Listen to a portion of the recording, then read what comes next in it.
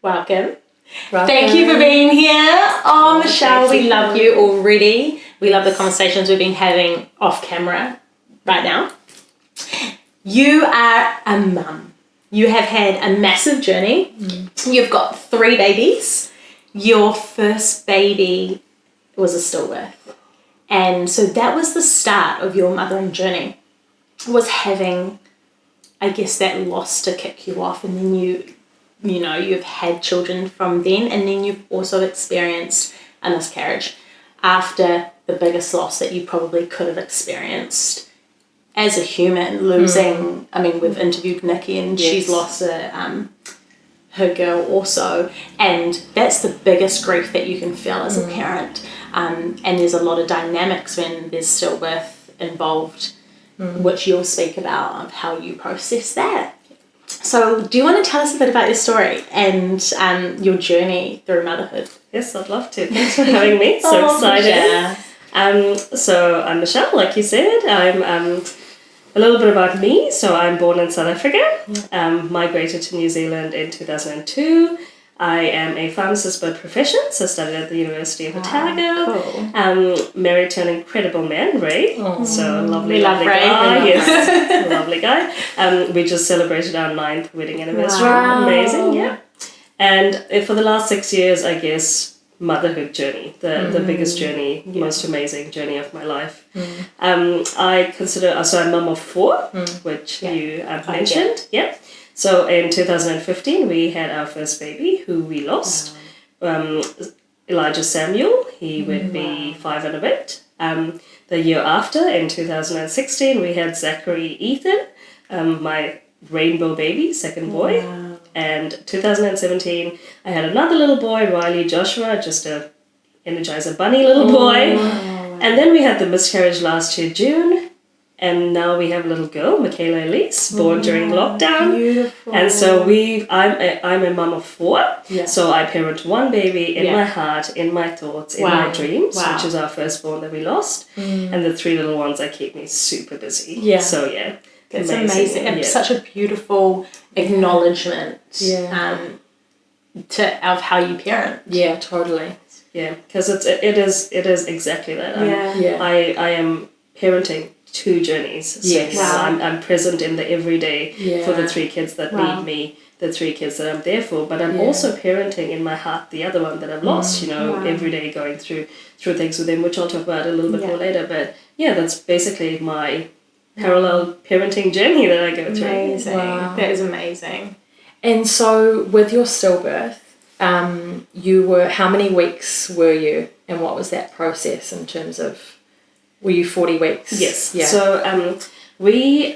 So Elijah was my first baby, and in 2014, while we were doing a Europe tour, got pregnant in Europe, first baby, the excitement all planned. Yeah. Very non-complicated pregnancy, had good doctors taking care of me. Yeah. I was due at the end of March, had gone on maternity leave, prepping everything for baby, and he was due quite close to Easter. Yeah. So on it was actually Easter Sunday, so Sunday around 2 o'clock in the morning. I'd woken up and he was 5 days late at that point. Yeah. Woke up with labour pains, which, when it's your first, you're like, this is pain, but this is labour pain. It's so, Yeah. And we were staying with my mum at the moment while our house was getting built. And so during that time, I went into labour, contractions came on really strong, and you go through so I was 40 weeks and 5 days. You go through ringing your doctor, taking Panadol, trying to rest, which you can't do. No. They tell you to rest. And I'm like, I cannot rest through this.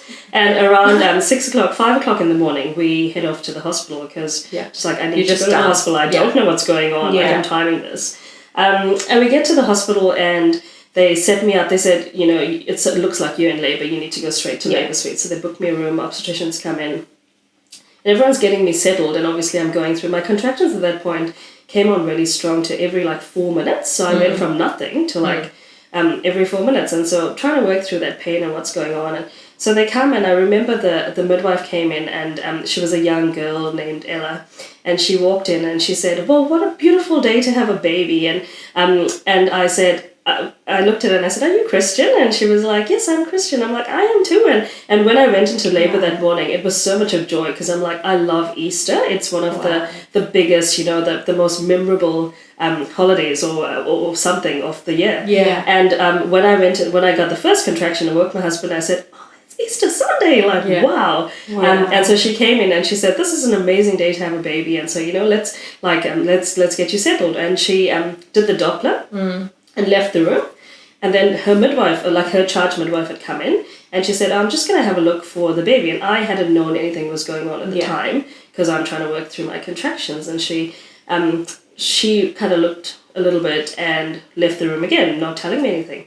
And then my obstetrician had walked in about 5 minutes later. And when the obstetrician had walked in, I knew that the way they had planned me for it was that we get you settled, they do all the monitoring, and then the obstetrician will come in a little while after, quite a while after that.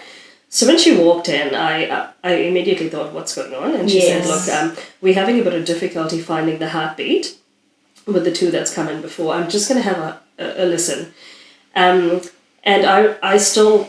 The picture's so vivid in my mind. I was on the bed and she pretty much went across my tummy, across, and then just put put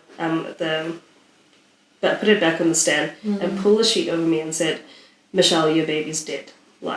That's what she said. And I remember looking at her and looking at my husband, and I was like, those words just didn't even make sense to me. No. And then I reacted with a scream and I said, "No, take him out, take him out now, take me to the theatre." And I was just screaming stuff. Yes. And my mum was in the room with me, so mum was always planned to be at the birth with my husband, with Ray. So mum and Ray were in the room and I said, "No, that can't be happening," because when I'd gone into labour that morning, I'd felt him move. Yeah. Right. And so I said, obviously, from the time I'd felt him move, I wasn't counting movements. You're going with the flow. You'd see first. You don't know. Absolutely. But I did know that I felt him move. So I said to her, "I don't believe you. I do not believe you. That's it." And she was very blank, and she just waited for me and said, "There's nothing we can do," and then walked out of the room. And I don't, looking back, I don't even know how I managed to get out of that picture. Yes. But I said to my mum and my husband, and my mum, she's a very faithful woman of God. She was like, "No, pray, pray, pray." And she kept praying. Yeah. And Ray, I clearly remember him punching the door. He was just, he could not take in what was happening. That was too much. That was not too much. Way too much. And so I said to the midwife had come back in, and I said to the midwife, "I want you to get me a sonographer because I want to see on that machine what's going on. I want to see." And she was like, "Look, it's quite early in the morning. It's 6 o'clock. They're changing shifts. We'll get you someone. It's going to take a while, but there's nothing that we can do." And I said, "I'm not believing you. You go." And at the time, my mum had got a phone out and Ray had got his phone out and just started texting, my Ray's parents and siblings, and we've got a very strong knit Christian family. Yes. So everyone, and they started sending texts out for prayer. And I didn't believe it. I was like, whatever is going on, it's going to change. Yeah. It is Resurrection Sunday. It is going to change in this room. And they'd come in, and so the sonographer had come in half an hour later. And I remember when he came in, he said, "Oh, do you," at that stage, our siblings had come in, our parents, my in-laws, the room was full of people. Okay. And he said, "Do you want everyone to go away?" And I said, "No, this is my family. You show me my baby on the screen." And I still remember him going on the screen, and I had so many scans before, the usual, what you're looking for. And I looked at him and he was scanning, and I thought, why is this guy focusing on the brain? What is he doing? Because it was just still. And he'd go around, and I said, "Go to the heart," and he was like, "That is the heart." And that was the realization of, it was just still, there was just a baby still image on that screen. And he'd closed everything and went out, and the family's trying to process everything. And for me, the feeling of, it was still, I didn't believe it. I'd seen it. I was clutching at every straw. This is not happening. No, this is not going to happen. And I started thinking, you grow up listening to all the stories of people being risen from the dead, or, miracles happen. Yes. You hear it happen. You've seen it happen. Yeah. And I was like, I'm not going to give up. This is not going to happen. And Ray, is a very, very calm person. Very calm. He himself was like, "We're going to pray this. This is, we'll accept it. at the end when that's what we have to deal with. But we're going to pray with this. And I had my father-in-law, who's a pastor, bringing the phone to me a couple times and saying, pastors from everywhere were praying. And it was a Sunday morning, so texts had gone out to people all over the place saying, pray, this is the news we've been given, but we will not believe it. We will, rely on God for that. Yeah. So it was for me and Ray in the room. So that was around 7 that we got the confirmation that this is it. And because I had already progressed to labor, so I was around 3 centimeters dilated. Yeah, so were you still having contractions through this time? I was. Yeah, so I'm having to, deal with the emotion going on through it while still trying to deal with the pain. And the obstetrician had come in and said, look, you are done. So then my next thought was, what happens? Like, I'm in labor, but there's, I couldn't, because I haven't done this before. Yeah. And I said, am I going to have a C-section? Because my mum didn't even understand. She'd never been in this situation before. And she said, no, look, because you in labor, we're going to progress through labor. So that was the second realization of, I'm going to have this baby. Yeah. And so they advised me to get the epidural because it was 7 a.m. and I was 3 centimeters dilated. They didn't know how long it would be. And the whole process was me birthing a baby that wasn't going to help himself by coming out. So I would have had to do all the work. And so they said, look, we think you should take the epidural. You should get enough rest through the day. And then when you, we'll keep giving you, they'll give me some oxytocin to speed things up. And when it might take a day, it might take 2 days, they're not too sure. But that's all I could do. And I remember them coming in, putting the epidural in, which at the time was quite calming because I was finding it hard to go through the contraction pain as well. And so they came in and they put the epidural and then they said, just relax, like just try to sleep. Which is, And I remember in the room, I would fall asleep because I hadn't slept a lot that night. And whenever I'd woken up, I would feel like I was waking up from a dream back into my room. So I'd look for my room and then I wouldn't see that. I'd see Ray sitting next to me or Mum sitting next to me and just, being hit with the reality of it. Yeah, constantly. And you keep closing your eyes, hoping that when you open your eyes again, this is a bad nightmare. You're going to be like, whoa, that was scary, but this is not going to happen. And so eventually we prayed through the whole time in the room, and we had always planned to, Ray and I are big worshippers, so, Ray's on the worship team and I've done worship, so our hearts are full for worship. Yes. And we'd planned a list of music to be played in the room while I give birth, and so we just kept that music going, and through the time we just prayed and prayed and prayed. And something happened in that room, because as the time went through the day, so Elijah was born at 5:30 that evening, so it was almost around 12 hours of just waiting. Yeah.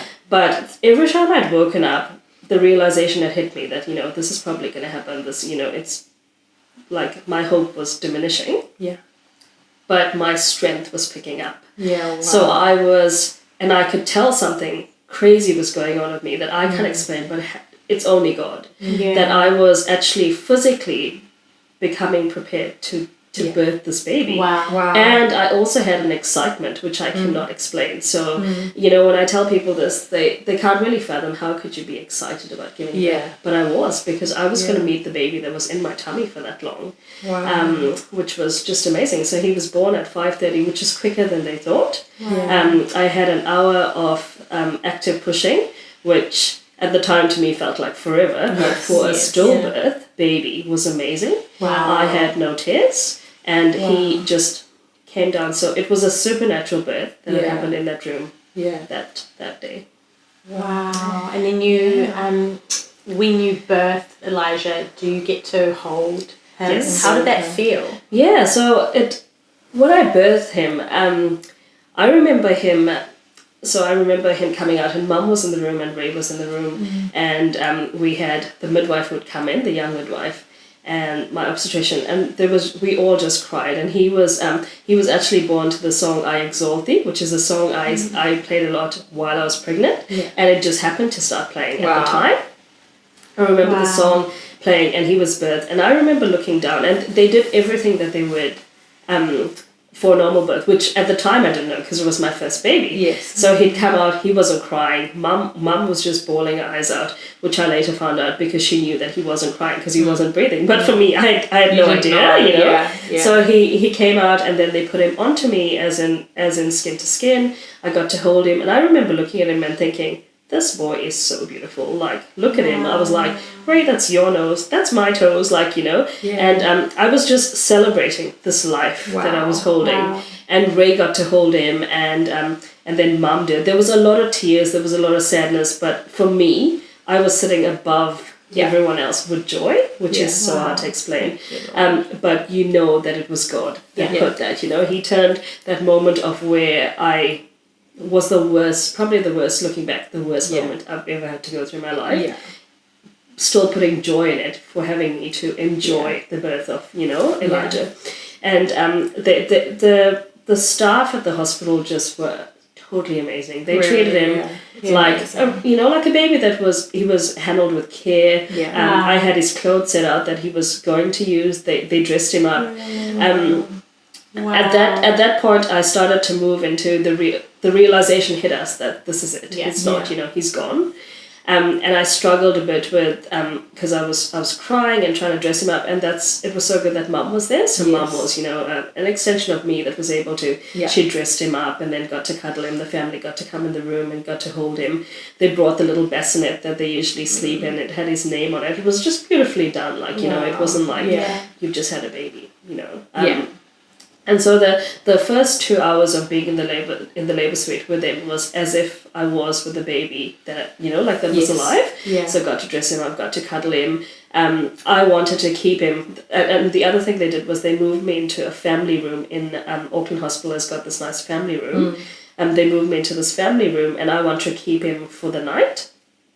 I think a part of me still, like, I knew that he was gone, but it's still your baby, and the excitement was overbearing what the sadness I was feeling. Yes. So I was more in like this, like the state of, you know, like, and it's also physically the emotions going on, right? Like you've got the hormones. You've still got the hormones, right? Yeah. So I still got all the oxytocin running through me. I'm still like, I'm a mom kind of thing. Yeah. And so my mum actually, so I was like, I'm going to keep him in here and keep him in the room, and they said to me, it might be better for us to take him away for the night, just so you could get rest. And we're just going to move him to the room next door. So the other thing I got worried about was, where are you going to take my baby? Like, you know? Yes. And they said, we're just going to move him to the room next door and keep him there for the night. And then we'll bring him back to you. As soon as you wake up, you can have him. And so I later found out the room next to the family room is called the Rose Room. It's actually a kitchen. And they just use ice packs from the freezer to keep them cold. So something you never think about, like, you know, I had no idea. And they didn't explain it to me. And yeah. I think probably, looking back, if they had, I'd probably be like, no, he's not going in there. Because they obviously left that out. You know, they said he's going to beautiful Rose Room. And you think, Rose Room, that's, you know, like he's going to be like in a nursery somewhere. And I remember the next sleep was terrible that whole night, because then you responding to, like, you telling people what happened. People know you've gone into labor, like, because in the morning I text my girlfriends, like, I'm in labor. And so people are like, what's going on? Like, texting Ray, like, and so you having to send the messages out, like, you know, this is what happened. And so there was no sleep. I remember taking a sleeping pill for a bit, going to sleep. And then in the morning I woke up and I said to Ray, let's get him back. Like, you know, that excitement kicked in again. And she was like, okay, we'll bring him to you. And when they brought him to me, he'd changed. So obviously the 12 hours overnight, he looked quite different, and he was so ice. I remember going to carry him, and it was just like carrying an ice pack. And that's the realization of, like, I was like, I just moved away, and I said, I just can't do this. Like, what is going on? Yeah. And so they brought him, and then the family came in, and they said, that's when they said to us, you know, he's gonna change quite fast. Like, his body's gonna change, so just be prepared for that. Also, when Elijah was born, they didn't know what the reason was for what had happened. Yeah, okay. And when he was in my tummy, there was a lot of thinking it could be this, could be the placenta, could be this. But when he was born, they'd have a look at him to see how long they think it would be that he'd passed on. So if he had passed on quite close to when I'd given birth to him, then something would have happened at that point. And by looking at them, they can tell. And so when he was born, they said to me, do you want to do a post-mortem for him? Which is another daunting thing to think about. Yeah. But I remember at the time, because I work in a hospital myself, and I said to Ray, they're not going to hurt him by doing a post-mortem. He's passed on, but it'll help us find reasons of maybe what had happened, which they said to us, this could prevent something from happening. So then they said to us, so he was due to have a post-mortem 2 days later. So the family had come in and everyone had said bye to him. And I remember that, so it was Easter Monday that all of this is happening.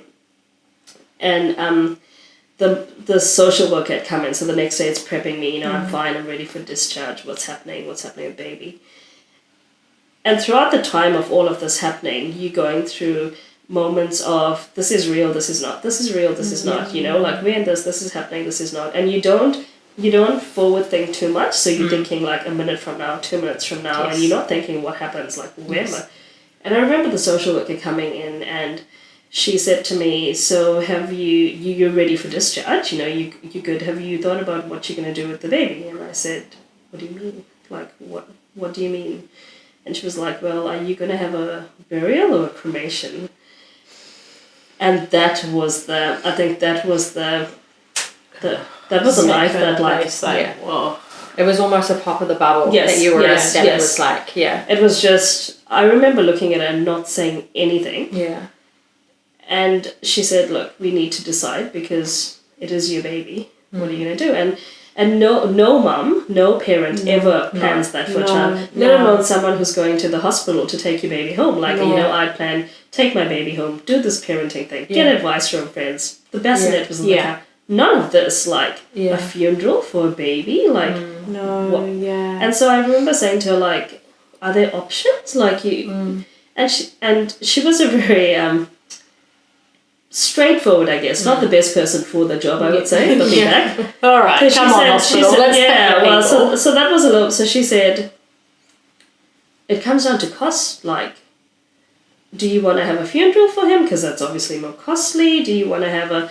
and one thing they did say that still bugs me up until today, and I think it is an option available, and some mums do take it, because you have to take it at the point, you don't think about it, was... There is an option if you can't afford to do a private cremation or you can't afford to do a funeral, that you could send the baby away to be cremated with other babies and you get a portion of the ashes. And she said, look, this is how the hospital can take care of it if that's what you want. Wow. And I was stunned. And she said, and then it depends, like, And then I realized it's actually like an adult funeral, like where the plot you go to, and we new to New Zealand, so we've never lost a family member. I don't know any burial plots, and I think I just broke. I just lost it, and I said to her, I want you out of the room, like I want you to get out. And I said to Ray, look, this is a member of my family. This is our son. Yeah. I want a funeral for him. I want a funeral car for him. I want him to go to a funeral home. I want him to be dressed the best he can. And I want a funeral. And Ray said to me, where do you want him to? And I said, I want him to be buried because we will be going there. Yeah. And he said, where do you want him to? And I said, I want you to find somewhere around the city because he's born at Auckland Hospital in the city. We spend so much of our time in the city for appointments. I work there. Now go out. Do not ask me about money. Yeah. Like, I don't even want to know how much this costs. This is what I want for my boy, and come back when you guys are sorted. Yeah. And that's all I said, because I'd lost it. Yeah. And, family friends and my father-in-law and my dad, they all got together, and that's exactly what Elijah got, like he went to a funeral home. He went to a funeral home close to where I live, like all the way to Howick. God just put things in place and people in place that just took care of it so well. Like, looking back now, that God was fully in control of everything that was going on, and I can say that was God, and that was God. Yeah. I struggled with having to see change all the time because it just kept hitting me. And I remember at the funeral home, my mom said to me, I think it might be better if you said goodbye to him, because, it was, I didn't want to remember him in that way. Yeah. But for me, I was like, who's going to dress my baby up? And Mum and Dad was amazing. So Mum went and actually put on his clothes, took photos for me, which I never asked for, but I treasure to this day. Yeah. Took photos, sat with him, sang with him, and just knowing that, like, you know, it made me know that he had the perfect send-off. We had a funeral service for him. We played I Exalt Thee when his coffin came in. He had I remember him having a car with like flowers and you know, a little coffin. He had the most beautiful send-off. And we managed to do, all of that for him. So, It was such an amazing thing that you as a mother knew, no, this is what I want and this is what's going to happen. And that God gave you the calmness to be able to express that. And although you knew that it was too much, He gave you that peace to be able to say, this is what we need, this is, and He pulled people together. And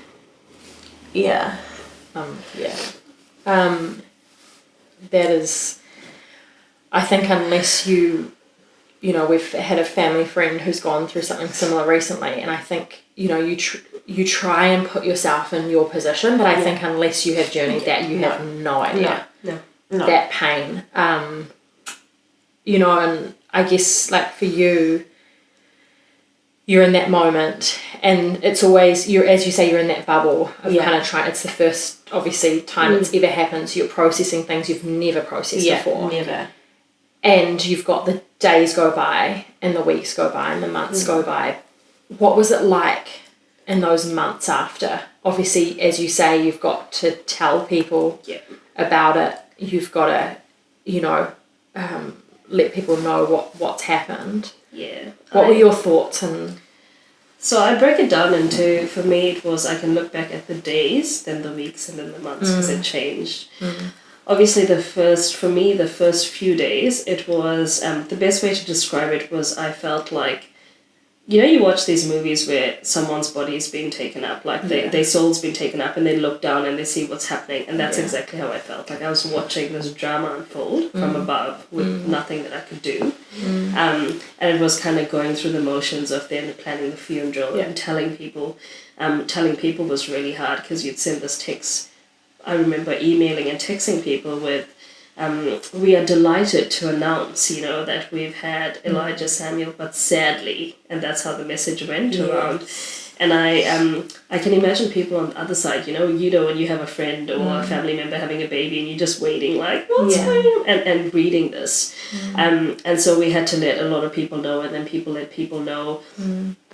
And we waited for his body to come up. The funeral service was a few days later, that it was sitting and writing tributes to him. And we decided that, Ray and I decided, because Ray's quite a private person as well. And that's hard for him. So it was really hard for him. I'm more of the extrovert, he's more the introvert. So we decided between us that we would have a private funeral with just the family that had been there, which we did. So it was all the siblings, and everyone had written messages, and we'd had a funeral, like the bulletin printed out with pictures. It was just beautiful. And you know, prayers and tributes and all of that. And so for the first few days, you're going through the motions of all of that, you know, doing that. And for me, it was also the physical recovery, because I'd just given birth. So, you know, I'd still have the postpartum bleeding. I remember on day 3, the day before his funeral, my friend had texted and saying, I just want you to know you're going to get the baby blues. And I was like, I don't have my baby, you know. And she was like, no, the hormones are gonna, and you do feel it. Like with the other kids, it made me realize more what it actually, you know, physics sells. So you're dealing with grief as an emotion, but you also have the hormones going through your body that's causing all sorts of emotions, you know. After you get birth, so I'm going through all of that physically, but there's no baby, and so it's a really weird feeling. I still had the postpartum midwife visiting, and I remember she'd just come and just cry. She was also, God had also placed a Christian midwife there by chance, you know, someone who dealt with it before as well. So she'd come in, and, you know, she still had to check me. She still had to make sure for 6 weeks I was fine. And so she'd come. So the first few days was really hard, like going through all of that, and, you know, just keep getting flowers, and every time someone would come to visit, retelling the story, or and that. And just to retrace back as well, Elijah's name is very symbolic for us as well. So we had a list of names that we'd chosen, about 5 names, and we always like them to come out and be like, oh, this name kind of suits you, you know. And when they told us, they said, are you going to name him? And I was like, yes, I am. And I said to Ray, you name him. Like, I've always had, like, this is the name I like. But I was like, you know, you name him. And he came to me and he said, babe, I really feel strongly he should be named Elijah, because in the Bible, Elijah was just taken up, and this is kind of what's happening to us right now. And I want his name to be, you know, Samuel, the kid that was dedicated in the temple. And so his name is so symbolic to us, Elijah Samuel. And so those first few days, it was telling people what was going on. And people don't really know how to, you know, it's at the time going through it, it was dealing with grief, but also being hurt by a lot of things people would say, or the way they'd react. Someone who had gone through pregnancy with you, who you'd think was a good friend, wouldn't even text you. But stepping back now, you realize people just don't know how to do it. It grieves, you know, like I'm trying to find ways to navigate through this new crazy thing that's just happened. How else is, you know, someone... And that's why I feel talking about it is so important, because you equip people on how to deal with this with other people. And so at the time I was getting quite hurt by things people would say, or people would like try to find the reason, like did you check for movements, or did you and my brain was all fuzzled, and I was like, you know, is there something that I did? So those first few days were really, really hard. And then when the funeral happens and, you know, people kind of go back to their lives, then it's the reality that sinks in. So it was hard for me, because for the last 9 months, and I love kids. I think I wanted kids since I was like 16. Being a mum has always been my ultimate dream. And so then being, you know, a mum but not actually having a baby, I almost felt like I was cheating the system in a way. Like I was not really a mum, but no, I am. And it was the days that went by, and Elijah was born, and 3 weeks later was Mother's Day. And I remember that was such a hard asset to where I cannot be in Auckland. Like, we just need to get away. And I remember my mum coming to me and saying, you know, Happy Mother's Day. Which, it's just the acknowledgement, you know, they're like, you are a mum. And so the months that went by was just... all of that, like, you know, the feeling like I'm a mum but I'm not a mum was a big struggle for me. I wasn't getting up with a newborn, but I had a baby, like, you know, like trying to acknowledge that. And I think what we had plan A. You know, we were going to go into the hospital, have a baby. I was on maternity leave. This was plan A. And the few months later was trying to find plan B, which was the hard part. I was on leave for a year, but no, like, what happens with that? Do I go back to work? And then it's facing people, explaining your story over and over. I birthed in Auckland Hospital, and I work in Auckland Hospital. So going back to work was quite a struggle for me. I remember after 3 months, I thought, have to get back to normal life, as normal as you can. And going up to the ward and having the biggest panic attack, the lift opening, and all I could see was me 3 months ago. So I had all of that to deal with. But during that time,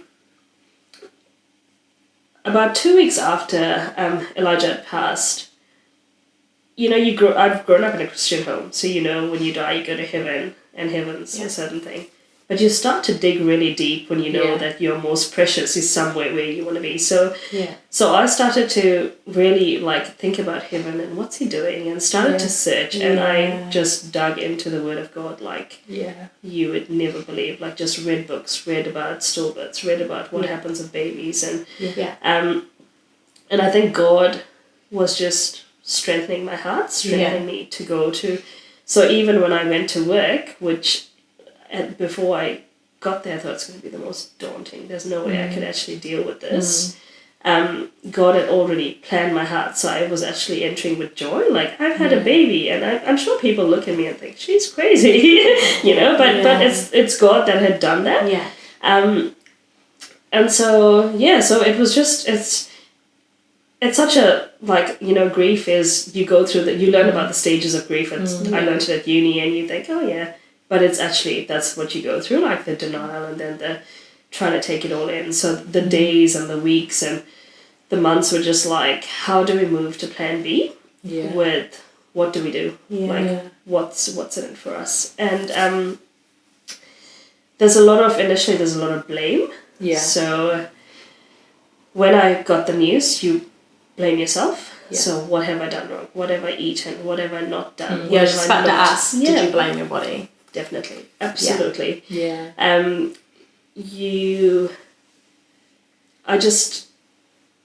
The baby's in you. You're taking care of this precious life in you. And so I think it's quite normal to blame yourself. Like, what have I done? Yeah. What did I do or could have done? Yeah. And although the blame was so strong at the time, it's still something that I struggle with constantly, the blame, you know. I would sometimes now find out about someone who would say, oh, I thought something was weird, so I went to the hospital and then they found this was happening and they took baby out, and I would go to Ray, should I have done that? Like, and he would be like, no, you know, you need to understand that this is our story. Yeah.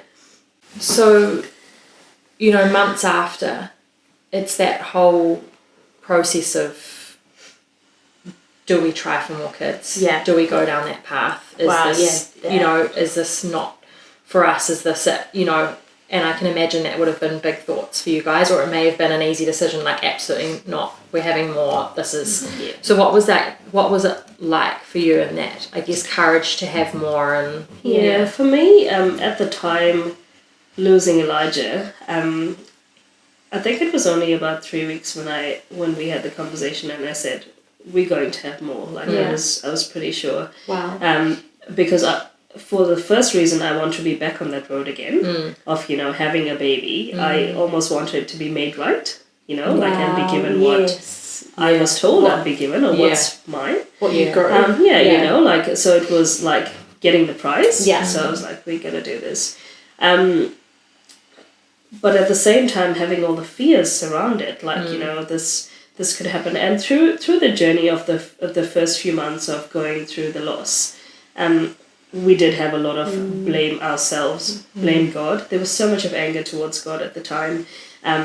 We was like, you know, we were worshipping God. We prayed for this baby. Why us? You did everything. Why? Why? You've been faithful. We were faithful, you know. We were at church. Like, we had plans for this baby to be at church, you know. Like, we prayed over him. The morning that I went into labor, my mom, dad, we all stood around me and prayed. Why God? Why me? Why us? Like, and so we had a lot of questions for God, a lot of, and during that time of me praying through that, like, I felt like God had robbed me of what was mine. Like, you know, like, why did you take what was mine? And God said to me, like, I chose you as a vessel to carry what is mine. Wow. See, and that was a massive realization for me, that, you know, like, it was almost a realization and a thank you, God, for choosing me to carry He knew this you could baby. do it. Yes. Yeah. And I changed from a why did you take what is mine to God, I will carry what is yours. Wow. Because I am just the vessel. And so that helped us to move forward. And Ray and I had the conversation that, you know, there's a chance that it could happen. Once you experience loss, it opens up a whole new world of things do happen. Right. Bad things do happen to good people as well. Bad things can happen to anyone, even if, you know. And so we knew that when we take the journey again, there's going to be all the fear, but there could also be the loss again. And we were happy to go through that journey. I'm generally a very determined person, and when I set my mind through something, I would not like, that's just me. Yeah. And this was one of the things I was like, I know it's gonna, and I remember meeting the obstetrician and saying, when can we try? And she was like, and God had also prepared that as well, and he knows my heart, he knows Ray's heart, because at the time, if we had gone for a C-section, we would have to wait 18 months to 2 years to try again. But because I had birthed it naturally, it was pretty much I could try as soon as I wanted to, which was already God knowing our hearts and what, you know, what we were. So I actually got pregnant with Zachary 3 months after to the date. So 3 months later, I was back in, so we lost him. We're really like, we're getting it. Ray, come here. And it was, it was such a special time as well, because on Ray's birthday is in September. And that year, September and Father's Day was falling on the same day. Wow. And I remember, like, you know when you get pregnant and you know the baby's date and you start planning, you know, the first Christmas. Like, that's mum's, right? From the test, you're like, this is when the baby's born. This is your birthday. This is my birthday. This is what we're going to be doing. And so when we knew he was due in April, and I was like, oh, Father's Day, and, you know, you're going to have your baby for Father's Day. And so then we'd lost him. And I'd been like, well, you know, Ray, it's his birthday, it's Father's Day, it's like the worst, like it's going to be so hard. Yeah. And I'd found out the night before Father's Day that I was pregnant again, which was amazing. Like the night before. So the night before, I started feeling sick. So That's we were like, best. let's try for baby. No, not like, you know, like checking dates, whatever. Let's just, if it happens. The Sunday was Father's Day and his birthday, and the Saturday I just started to feel really sick, and I'm like, I'm just gonna test without telling him, and I tested, and I was like, oh God, like you just, you know, you knew like this day was gonna be there.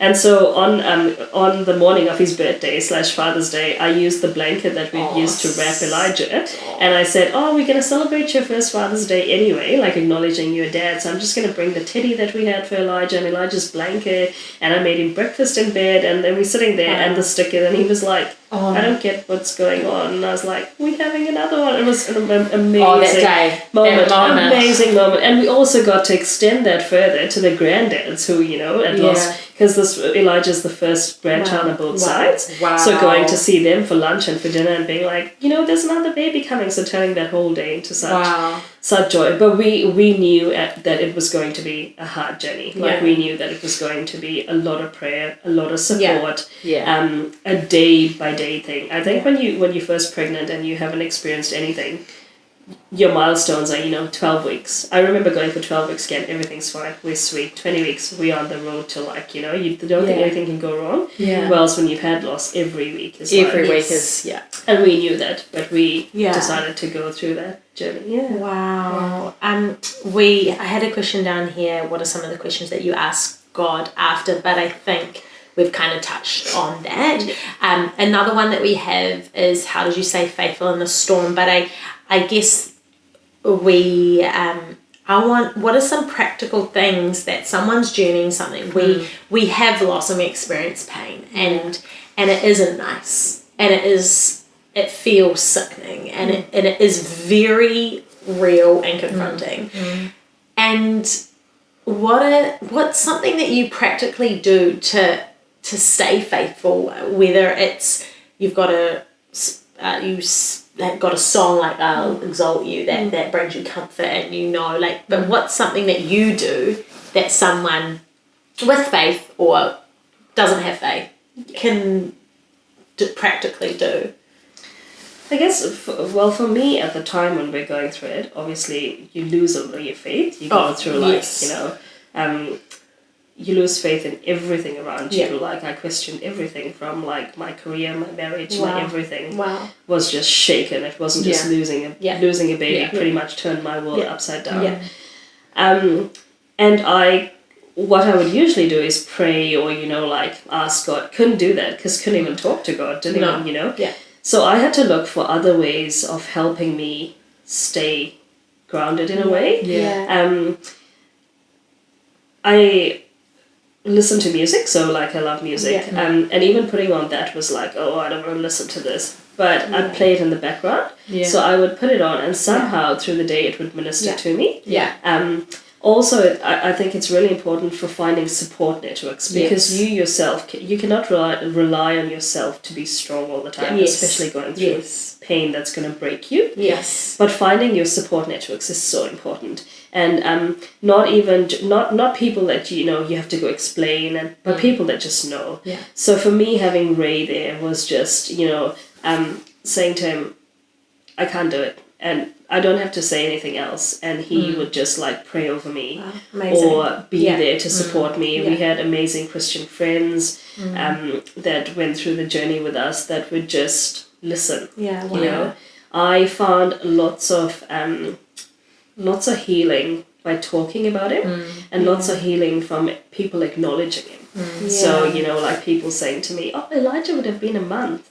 and talking about that, like what would he have been. So I found that quite helpful. And then having people, sometimes people don't know how to respond to that, but just not saying anything and listening is just amazing. Yeah. So just being that friend that's just like, I don't know what to do for you, but I'm going to sit here and just be there with you. Amazing. So I guess that sort of stuff. I also found when I was going through it, because it's such a rare thing, it's not really spoken about. It's not actually rare, but people, keep it a lot of hush-hush. Yeah.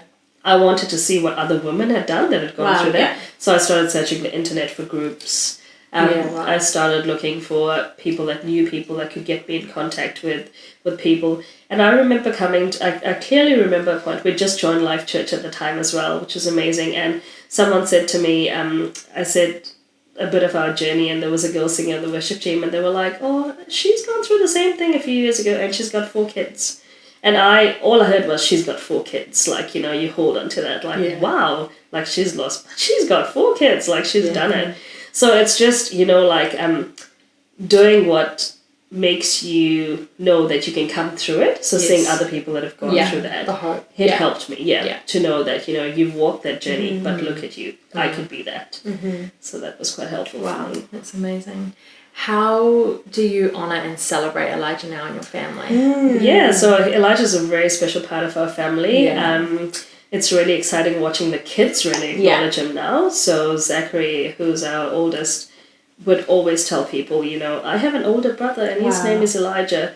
And sometimes I've got to get in there and explain it a bit, because some kids are like, where is he? Don't understand. But he was actually buried at Pereira Cemetery. Oh, yeah, beautiful. In St. John's, and that's just a special place for us. It's a beautiful place. It's so beautiful. Like, I couldn't have chosen a more perfect place for him, the trees, and you sit there, and just the calming that you feel when you're there. So we acknowledge that his birthday, so 5th of April is his birthday.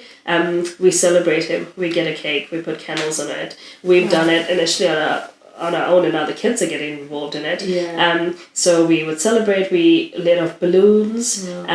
We've got the kids last year to, they can now write him letters. They can write him cards. Our Christmas decorations went up, and his stocking goes up, which we fill with stuff and then take it to the cemetery. We always talking about him. We always, let him know. As they get older, we'll explain more. But they're very well at understanding that Elijah was in Mummy's tummy and he's gone straight to be with Jesus. So they'll say, he's with Jesus. And so very much spoken about. Like, we've got prints in our house. We've done castings of him from baby loss, and we've got that displayed in our house. We've put pictures of him. I keep pictures on my phone of him. So he's very, very well recognized in our house. He's one of his name goes on cards that we write to people at Christmas, Angel Elijah is what we call him. And so he's very acknowledged, and we spend time. So his birthday, our birthdays, Christmas Day, our family activity is church, and then the cemetery where we, go. And it's so nice seeing the boys get really involved. Like, they choose, it's so cute. So they choose toys for him, like, he'd like this, and it's usually what they would like, which is quite cute, which again makes me always, I look at them and I think, I wonder what he would have been like, because my 2 boys are so different. One's like, really academic, one's really sporty, and I'm like, what would he have been like? But just they drew at Kindy, they'll draw family pictures and they'll put him up in the sky, which is really cute. It's amazing. And amazing for them to be involved, as kids. I think as parents, you kind of feel like you want to try and protect them and the understanding, and I think it's really important for them to be on this journey with you guys and understand that this is life. Exactly. And, there is a heaven, and I guess heaven. You think they're little and they can't process that, but they can process that. They can process so much more than we think they can. Like, even explaining, it's just, it actually brings some healing as well. On the days when, like, Christmas is always a hard day for us, or like watching them play with kids that are similar to his age. I see them and I think, I actually have these 3 boys. It's just that I never see them play like this with the one that's not here. But seeing them, so it actually makes me feel so excited, like, and they're so open about it and so loving about it, and it's just, it's amazing. I wouldn't feel right the other way, you know. In saying that, everyone's journey is so different, and I fully acknowledge that, like, I've met women in all walks of life, so I've made myself very available for women to contact me or maybe more friends, and And everyone goes through grief differently and journeys through it differently. So whereas I might be quite open, someone might feel more introverted. Yeah. And Ray, for example, himself is very more private. Yes. So I would post about Elijah on Facebook. He's not that type of guy. No. And I acknowledge that other mums might be like that too, you know. But for us, it's just so nice to celebrate him and his birthday and, you know, like all of that stuff. So you sound like the most amazing mum. Yeah, you do. Those kids that are here with you on earth are so privileged, as well as Elijah. And I really think that it's so comforting to know he's in such a beautiful place. Yeah. And I trust he's in a beautiful place, and I trust that he is having all that he needs, which is what God promises us. And it is so humbling to hear you speak about hardship with such joy and hope. And I know that you'll have days where it's too much still. And there'll be moments where you're lighting those candles on his birthday or Christmas Day and it's too much. And I acknowledge that. And I know that this is something that you'll journey forever. And you're inspiring. And I am like so, as a mum of 3 healthy children, and I've never experienced that. I wouldn't wish that upon anybody. But you're the person for the job, and you're going to show other women how to navigate it with such grace and understanding and empathy that I'll never be able to bring as a mum. So thank you for being such an incredible vessel, and God knows that we need people like you here on earth. And you have some big honourings when God comes, Jesus comes here, man, he's going to bless you. And I pray for favour over your journey as a mother, continuing with your new little baby who's 8 months old. She's so beautiful, I bet. And I just pray for favour over your family and a new level of understanding and more to come for you guys, and more wholeness to come, more than you've ever felt this far. And I really believe that for you. So you've navigated all of this. We here at Human As love to thank people and love to acknowledge that we can't do it alone. And we have our faith. A lot of people that come here have faith, and that's so amazing. But we also have people here on earth to help us and guide us and speak life into us. So is there someone that you would love to thank today? And we're going to look into this camera over here. And now is your chance to just thank them. Oh, wow. Well, there's been so many different people that have influenced our journey.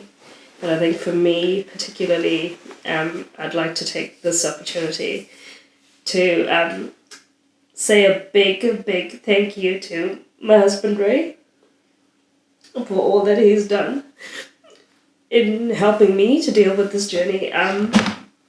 He's been my strength. He's helped me find my strength in God. We've gone through 3 more kids, and there's been times in those pregnancies where he's had to stand next to me and just hold my hand and just let me know that it's going to be okay. And he's done that with such calmness, such strength, always encouraging me. I remember the times when we were having Zachary and he would sing worship songs to my tummy when I felt weak or when I was scared. So this goes out to you, babe. I just want to thank you for being my pull of strength.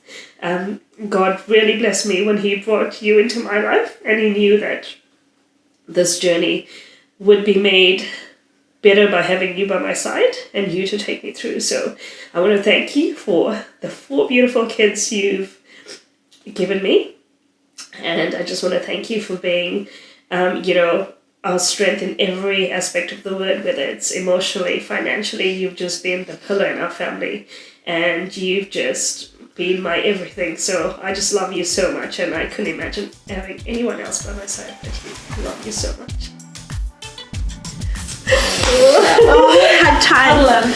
Oh, boy.